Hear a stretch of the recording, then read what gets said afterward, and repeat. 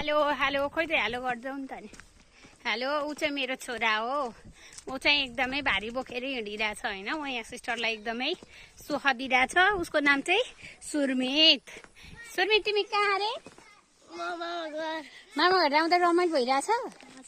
ए कस्तो रमाइलो भएको छ त राम्रो के को लागि आइस त हजुर मामा घर हो र के को टिका दसैँको अनि ए ओके तिहारको टिका अनि हजुरले मामुलाई चाहिँ के भन्छ थियो अरे नि त मामुलाई के भन्छ थियो अरे नि त बहिनीलाई मलाई अघिल्लो दिन अगाडि नै टिका लगाइदिनु भन्छ भनेर भने हो के भने अरे भन्दैछ त यहाँ सबजनालाई सुनाइदिछु त बहिनी 4